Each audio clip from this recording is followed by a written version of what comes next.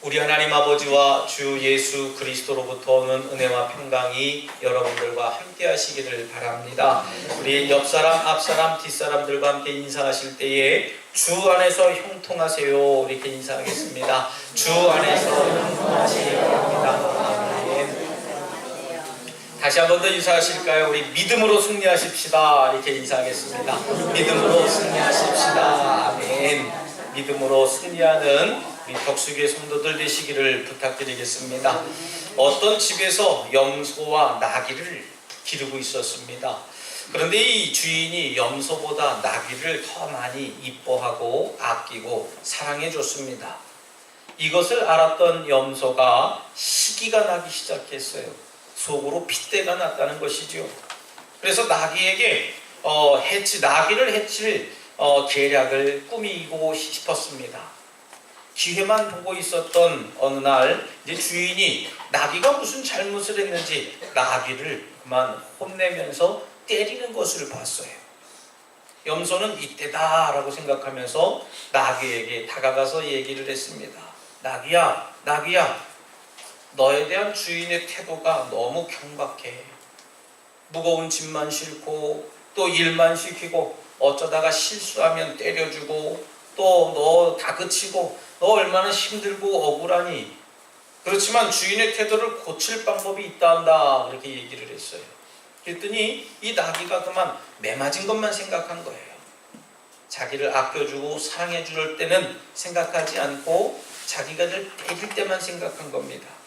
그래, 그 고칠 방법이 도대체 뭐니? 물었어요. 그랬더니 이 염소가 이렇게 얘기를 해줬습니다. 짐을 싣고 이제 실개천을 지나갈 때에 피곤한 것처럼 하면서 거기서 넘어져라 그랬어요. 넘어지고 그 물에 빠질 수 있으면 또 빠져라 그렇게 얘기를 했습니다. 그러면 그 다음부터 그 주인은 우리 주인은 너에게 큰 짐, 무거운 짐을 안 실어줄 거야 그렇게 얘기를 했어요. 이 말을 들은 나귀가 그만 정말 개천을 지나갈 때에 피곤한 척 하면서 물에 빠졌습니다. 일부러 넘어지면서 빠졌어요. 주인은 처음 당하는 일이라 마음이 상하고 고민 끝에 수의사를 불렀습니다. 의사 선생님, 어떻게 했으면 좋겠습니까? 물었어요. 그랬더니 수의사는 진찰을 하더니 뭐라고 얘기를 했냐면요, 나귀가 다리를 심하게 다쳤습니다. 근데 세상에 어떤 약도 이건 듣지는 않는데 한 가지 약은 듣습니다. 뭡니까? 뭐든 내가 구해주겠습니다 했어요. 그랬더니 이 수의사가 처방 내린 약이 뭐냐면 염소의 간에 피를 바르면 낫는다 그랬어요. 고이 주인은 어떻게 했겠습니까? 곧장 집으로 달려가서 염소를 잡아서 염소 간을 꺼냅니다. 간을 꺼내서 피를 짜서 나귀 다리에 발라줍니다. 여러분, 이 이야기는 만들어낸 얘기겠지요. 진짜 염소 간에 피를 바르면 낫겠습니까? 아니겠지요. 저는 이 이야기를 가만히 풍자한 이야기를 들어보면서 그 생각을 좀 가졌어요. 우리들 삶 가운데 있는 이 시기와 질투는 내 자신을 파초시키는 암초 같은 거 아닐까 생각했습니다. 여러분, 시기와 질투는 우리 신앙의 길까지도 가로막는 바위 같은 아주 몹쓸 암초라고 하는 거예요. 가인이 아벨을 시기했습니다.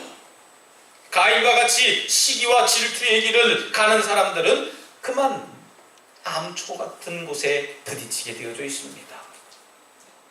우리가 살아가는 이 지구상에 살면서도요, 계속 뉴스를 통해서 접해 듣는 것이 뭐냐 하면 전쟁의 소식, 또 다투고 분열하고 미워하고 시기하고 질투하는 이런 여러 가지 분열된 소식들을 자주 접할 겁니다.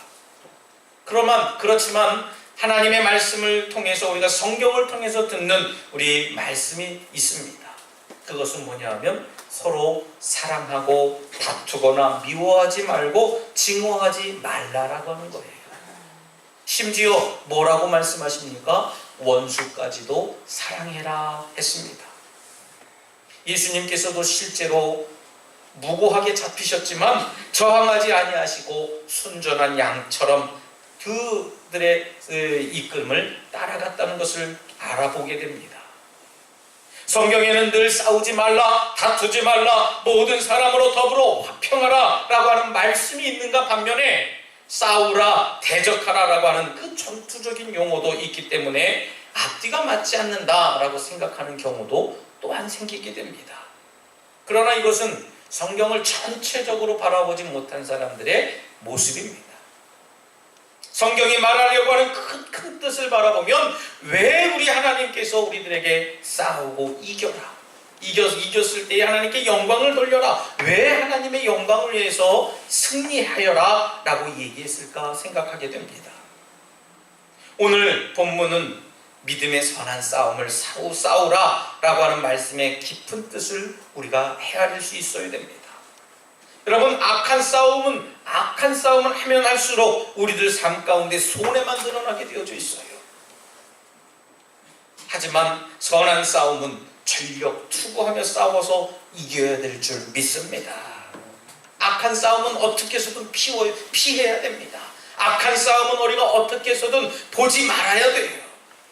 여러분, 신앙생활은 전투다라고 하는 옳은 말씀을 생각해 봅니다. 바울 사도는 오늘 본문 외에도 에베소 교회에 보낸 편지를 통해서 선한 싸움을 싸우라고 당부한 적이 있어요. 그래서 에베소서 6장 10절로 17절 말씀에 보면 그 단락에 보면 그리스도인의 전투에 대한 자세를 어떻게 가져야지 되는지 자세히 설명해 주고 있습니다. 그리고 계속해서 오늘 본문과 에베소서 6장을 통해서 공통점이라고 하는 것을 발견할 수 있는데, 그것은 그리스도인의 싸움은 혈과 육에 대한 싸움이 절대 아니라고 하는 거예요. 우리 그리스도인의 싸움은 혈과 육에 대한 싸움이 아니라 불의, 부정, 또 악령들과의 싸움이라고 하는 거예요. 그리고 그 싸움은 무기를 가지고 남을 상해를 입히고 상처를 내는 그런 싸움이 아니라 믿음으로 하는 싸움이라고 하는 겁니다. 지난주에 어느 분과 대화를 하는 중에 그런 이야기를 하시는 걸 들었습니다. 믿음 생활하기 정말 힘듭니다. 맞아요. 믿음 생활하는 게 얼마나 힘든지 몰라요. 목사인 저에게나 여러분들에게나 동일한 겁니다. 왜요? 믿음 생활하는 게 얼마나 힘듭니까? 유혹도 있고요. 이 믿음을 지켜내기 위해서 내가 나 자신과의 싸움이 있기 때문에 그래요. 여러분, 싸움의 목적도 사람을 죽이고 영토를 빼앗고 재산을 탈취하는 데 있는 것이 아니라 영생을 취하고 악의 세력을 무찌르기 위해서 우리가 영적인 싸움을 하고 있다는 겁니다.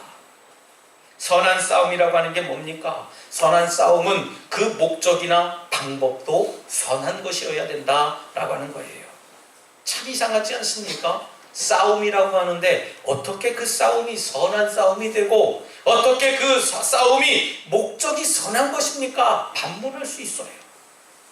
여러분, 하나님의 뜻에 합당한 싸움이 바로 선한 싸움인 줄 믿습니다.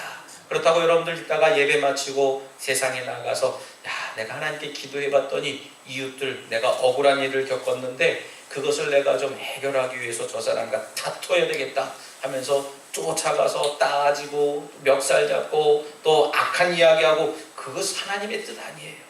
하나님의 뜻은요, 그 마음을 불쌍히 여기고 긍휼히 여기는 데 있는 줄 믿습니다. 그 싸움의 최종 목적은 하나님의 나라를 위한 것이어야 돼요. 그렇다면 우리의 싸움의 대상과 방법, 또 목적과 그 결과가 도대체 뭘까 생각해 보려고 합니다. 첫 번째로 우리 싸움의 대상을 바르게 알아야 돼요. 우리 옛 선인들의 이야기 중에 한자어 중에 그런 이야기가 있습니다. 지피지기면 백전백승이다 라고 했습니다. 적을 알고 나를 알면 100번 싸워서 100번 이길 수 있다 라고 하는 이야기지요. 어느 손자병법의 이야기입니다. 여러분, 우리의 싸움은 대상이 누군지를 알아야 됩니다. 우리가 싸워야 할 대상이 옆집 사는 아무개입니까? 뒷집 사는 누구네 아빠입니까? 아니, 오늘 본문에 우리가 함께 읽지는 않았습니다만은 에베소서 6장 11절부터 12절까지 말씀을 제가 여기 스크린에 띄워드릴 테니까 한번 보시면서 한번 읽어보시죠. 에베소서 6장 11절부터 12절 말씀 우리 다 같이 함께 읽어보도록 하겠습니다. 시작. 마귀의 관계를 능히 대적하기 위하여 하나님의 전신 갑주를 입으라. 우리의 씨름은 혈과 육을 상대하는 것이 아니요 통치자들의 권세들과 이 어둠의 세상 주관자들과 하늘에 있는 악의 영들을 상대함이라. 아멘. 됐습니다. 여러분, 우리의 싸움의 대상은 어두움과 세상 주관자들과 하늘에 있는 악한 영들이라고 성경은 이야기했어요. 여러분, 싸움에 승리하려면 싸움의 대상이 누구인지를 빨리 파악해야 됩니다. 저도 싸움을 하려면 어떤 사람인지 누구인지 파악을 해요. 제가 어렸을 적에, 지금도 왜소합니다만 제가 소시적에는 초등학교 다닐 때에는 굉장히 왜소했어요. 몸무게도 가냘프고 키도 작고 하니까 늘 이 싸움이라고 하는 것에 지고 맙니다. 그러니까 누군가가 싸움을 걸어오면은 제가 어떤 주먹을 가지고 있고 제가 어떻게 빠르고 또 어떤 특징이 있고 이런 거를 제가 분석하게 되더라고요. 그 친구를 알아내니까요, 그 친구를 금방 이기게 됩니다. 심지어는 태권도라고 하는 것을 배워서 그에게 태권도를 경험해서 그렇게 싸움을 했더니 그만 이기고 말아요. 그 다음부터 그 친구는 저를 상대하지 못합니다. 왜요? 태권도를 배웠기 때문에 말입니다. 싸움에서 승리하려면요, 상대방이 어떤 사람인가, 어떤 존재인가를 잘 깨달아야 됩니다. 다시 말씀드리면 적을 알아야 이길 수 있다는 거예요. 구약시대의 사사기를 보면은요, 기드온이 이끄는 300용사가 등장합니다. 이 300명의 용사들과 사단 병력의 미디안 군대가 적전을 벌이게 되지 않습니까? 이 싸움에서 300명의 용사가 사단 병력의 병력을 이끌어가는 이 미디안 군대들을 이길 수 있었던 것이 있었습니다. 싸움을 잘해서 특공대, 특공 무술을 배워서가 아니에요. 적을 분명하게 알았기 때문에 이 기드온의 300용사들은 이들을 이길 수 있었다는 거예요. 미디안 군인들은 밤에 기습을 당합니다. 당황한 나머지 자기네들끼리 총과 칼들을 찔러댑니다. 찌르고 난투극을 벌이다가 어떻습니까? 그만 자멸하고 말아요. 여러분, 우리의 싸움은 대상은 공중 권세자만 마귀인 줄 믿으시길 바랍니다. 세상의 불의한 집권자들과 그들의 악한 꾀가 바로 우리의 적들이라고 하는 거예요. 만약에 우리 성도들끼리 서로 으르렁대고 서로 만나면은 그냥 서로 흠집 내기를 바쁘고 서로 험담하기 바쁘다면은요, 서로 교회들끼리 서로 싸운다면 마귀는 아마 손뼉치며 기뻐할 거예요. 그럼에도 불구하고 이 마귀의 농간에 휩쓸려서 서로 불신하고 미워하고 돈 묻은 화살을 켜놓은 채 싸움을 계속한다면 우리 기독교인들은 많은 사람들에게 좋지 못한 소리를 듣게 되는 겁니다. 여러분, 다시 한번 생각하시길 바랍니다. 우리의 싸움은 혈과 육에 대한 것이 아니라는 거예요. 내 옆에 앉아있는 사람이 원수가 아닙니다. 우리 교회 안에서의 경쟁 상대, 미움의 대상이 우리 싸움의 대상이 아니라고 하는 거예요. 여러분, 우리의 싸움의 대상은 원수 마귀인 줄 믿으시기 바랍니다. 두 번째로는 싸움의 목적이 있어요. 왜 싸울까예요? 싸움의 목적이 뭡니까? 오늘 본문 12절 말씀은 그렇게 얘기를 합니다. 믿음의 선한 싸움을 싸우라, 영생을 취하라 라고 했습니다. 또 에베소서 6장 13절 말씀에는 이는 악한 날에 너희가 능히 대적하고 모든 일을 행한 후에 서기 위함이라고까지 말씀합니다. 여러분, 도대체 왜 싸워야 됩니까? 왜 싸웁니까? 싸움은 이기기 위해서 싸우는 겁니다. 지기 위해서 싸운다, 여러분 절대 있을 수 없어요. 그 옛날 여러분들 그 7전 8기라고 하는 권투 경기를 기억하실 겁니다. 홍수환, 지금은 목사님이 되었다고 합니다만은 홍수환 선사가 엄마 나 챔피언 먹었어 했던 거 여러분들 기억하세요? 그 먼 외국 나라에서 얼마나 많이 매맞고 얼마나 많이 다운되고 쓰러지고 넘어졌는지 몰라요. 많은 사람들이 얘기했습니다. 홍수환 도전자가 가서 그만 또 지고 오겠구나 했습니다. 하지만 여러분, 이 홍수환 선수는 그만 믿음을 가지고 담대하게 나갔어요. 내가 저 사람을 꼭 상대방을 챔피언을 넘어뜨리고 이기리라 하는 그 이기려고 하는 마음을 가졌습니다. 여러분, 싸울 때 제일 무서운 사람이 누구냐면 이기려고 덤비는 사람이 제일 무서워요. 이기려고 덤비니까요, 그 누구도 그 사람을 꺾지 못하는 겁니다. 여러분, 왜 싸워야 하는지를 알아야 됩니다. 지는 사람은 무릎 꿇고 땅에 엎드리게 되어져 있습니다. 그렇지만 이기는 사람은 어떻습니까? 꼿꼿하게 설 수 있어요. 하지만 저와 여러분들은 뭐라고 배웁니까? 맞은 사람이 두 다리 펴고 자지요. 때린 사람은 두 다리 펴지 못하고 잡니다. 옛날 이야기라고 해요.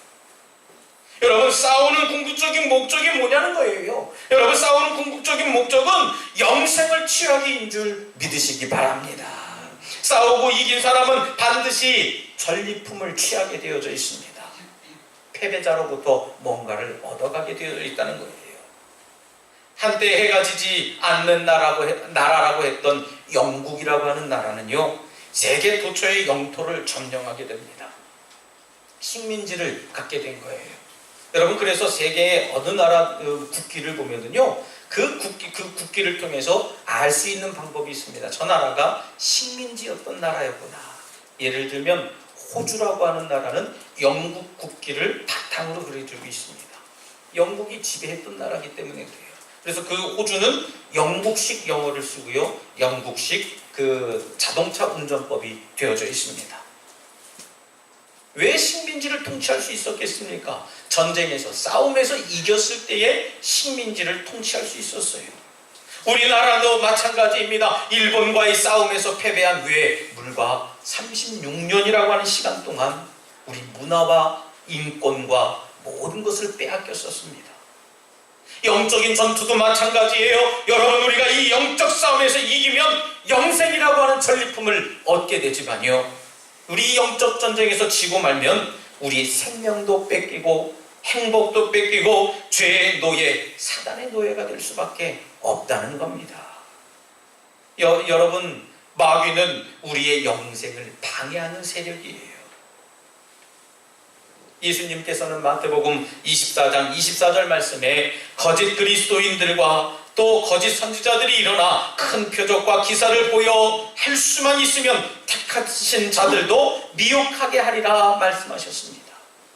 여러분, 우리는 이 말씀을 미루어 볼 때에 마귀가 얼마나 영생을 방해하는가 알 수 있어요. 우리가 영생을 얻는 것을 시기하고 질투하는 이가 바로 사탄 마귀라고 하는 거예요. 택하신 자들을 미혹하는 것, 그것이 이미 택함 받고 영생을 얻은 사람이라고 하더라도요, 최후 발악을 해서 미혹할 것이라고 하는 말씀이에요. 그러니 믿음 생활이, 여러분들 신앙 생활이 쉽습니까? 어렵습니까? 어려운 문제예요. 내가 하나님 부르시는 그날까지 내 믿음을 지켜야 되고 내 신앙을 하나님께 드릴 수 있는 믿음이 있어야 된다는 겁니다. 그렇기 때문에 우리는 이 영생의 방해꾼과 늘 싸우는 거예요. 이것이 바로 믿음 생활을 한다는 겁니다. 그 믿음, 그 영적인 그 영생의 방해꾼과 싸워서 질 때에 우리는 그만 이 세상 것과 타협하게 되어져 있어요. 여러분, 우리의 신앙생활을 방해하고 주님의 핏값으로 세우신 교회를 파괴하려고 하는 그 마귀와 싸우는 것이 우리의 싸움의 목적이라고 하는 거예요. 여러분, 우리가 영적인 싸움을 하는 이유가 영생을 얻기 위해서 하는 것인 줄 믿으시기 바랍니다. 그리고 그 영생을 방해하는 원수를 막기 위해서 우리가 끊임없이 싸우고 대적하는 거예요. 그러기 위해서는 우리가 열심히 싸우는 것만으로는 안 됩니다. 우리 신앙의 전투는 함께 싸워야 돼요. 우리 옆 사람들과 함께 인사하실까요? 함께 싸웁시다. 이렇게 인사하시겠습니다. 함께 싸우십시다. 아멘. 함께 싸우자 그러니까 뭘 들어가갖고 어떤 한 사람을 위해서 싸우는 게 아니라 우리 사단 마귀를 대적할 때는요, 함께 싸우는 거예요. 그래서 우리가 합심기도 합시다. 그래서 주여 외치고 합심기도하는 능력이 그래서 중요한 거라는 말씀이에요. 나 혼자 기도하는 것도 능력이 있지만요, 그보다 더 능력 있는 기도는 합심기도, 중보기도라고 하는 겁니다.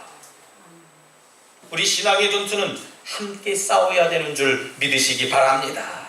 아무리 개인기가 뛰어나도요, 아무리 발재간이 좋은 축구 선수라고 해도요, 함께 팀워크, 함께 팀을 이뤄나가지 못하면 그 게임에서 승리할 수가 없어요.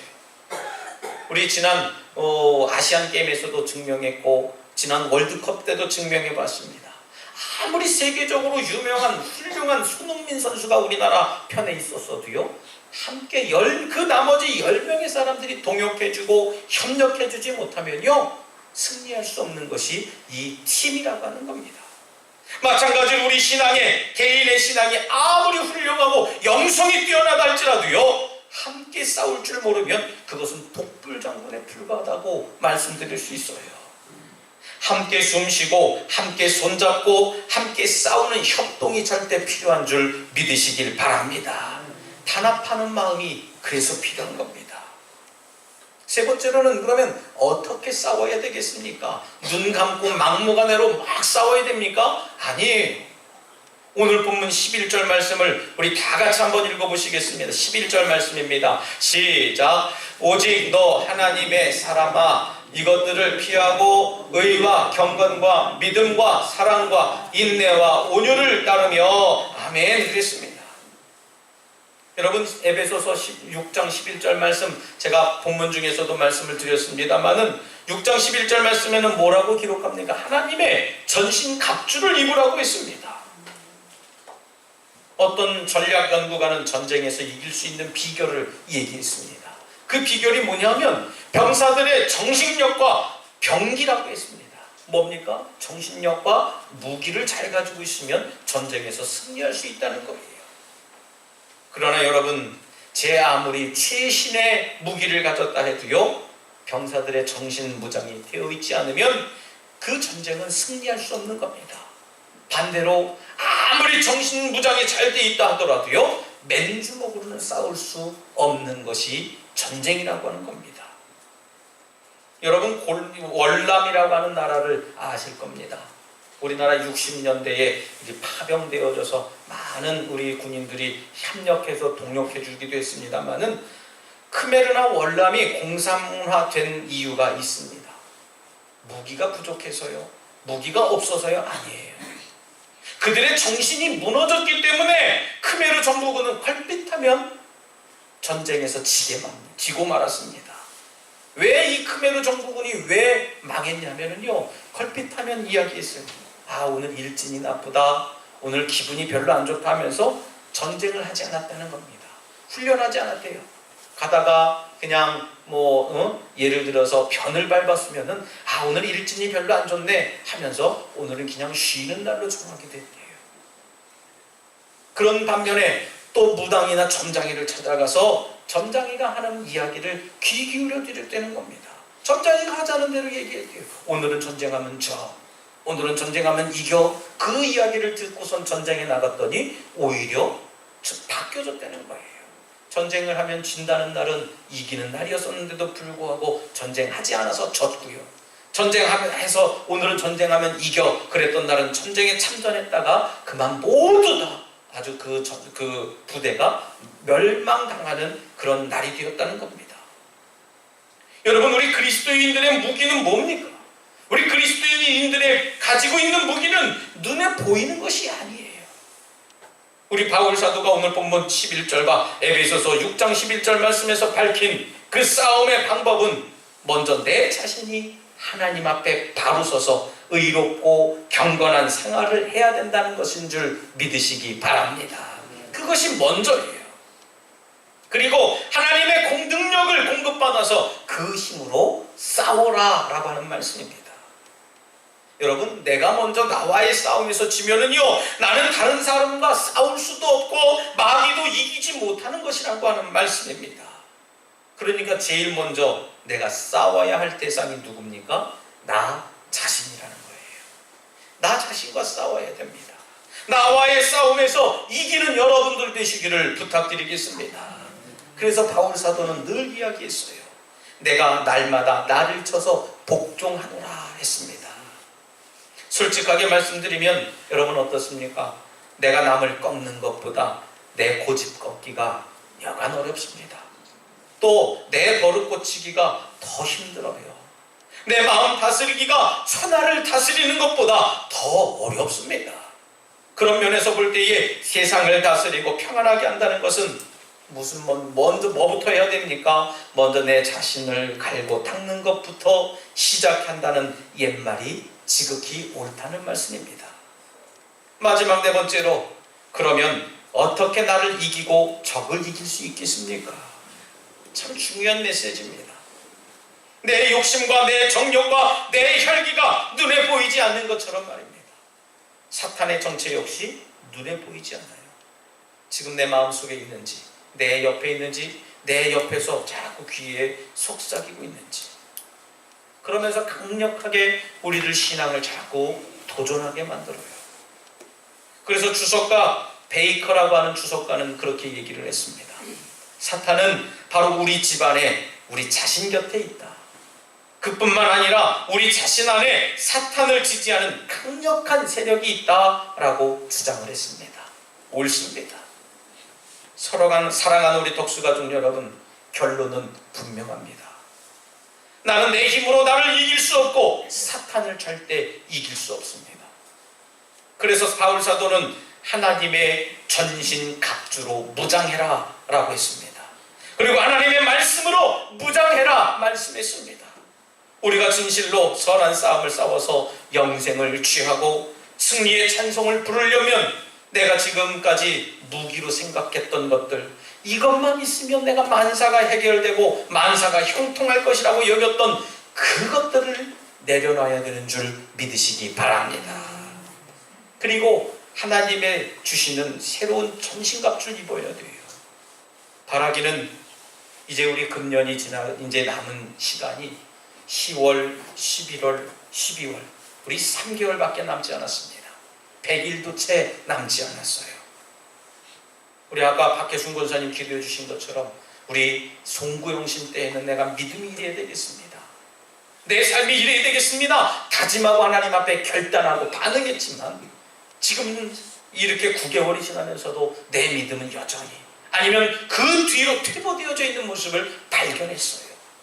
하지만 여러분, 이제 우리 모든 낡고 힘없는 무기들을 내려놓고 하나님만 바라보는 믿음과 성령의 충만한 능력으로 영적인 무장을 해서 믿음의 선한 싸움을 통해 언제나 승리하는 저와 여러분들의 삶이 되시기를 다시 한번 주님의 이름으로 축원합니다. 이 시간 함께 잠시 결단의 기도를 드릴 때, 주님, 저희들에게 믿음의 선한 싸움을 하게 하시니 감사합니다. 이 싸움에 이길 수 있는 믿음과 성령의 충만한 능력을 허락하여 주시옵소서. 하나님의 전신갑주를 입게 하여 주시옵소서라고 잠시 결단의 기도를 드리겠습니다. 할렐루야. 사랑과 은혜가 충만하신 하나님 감사합니다. 저희들에게 기회와 능력을 더하여 주시옵시고 하나님의 전신갑주를 통해 말씀의 능력을 갖게 하시니 감사합니다. 하나님, 저희들이 가졌던 여러 가지 죄악의 무리들을 하나님 내려놓게 하시고 끊게 하시고 다시는 그것에서 돌아설 수 있는 능력과 믿음을 통해서 하나님을 드릴 수 있는, 하나님의 믿음을 드릴 수 있는 믿음을 갖게 하여 주시옵소서. 주님 도와주실 줄 믿습니다. 하나님 아니면 안 되는 인생이오니 하나님, 이 시간 저희들 마음속에, 저희들 삶 속에 하나님이 주인 되게 하여 주시옵소서. 주님 도와주실 줄 믿습니다. 성령 충만함을 주시옵소서. 아버지 믿습니다. 도와주시옵소서.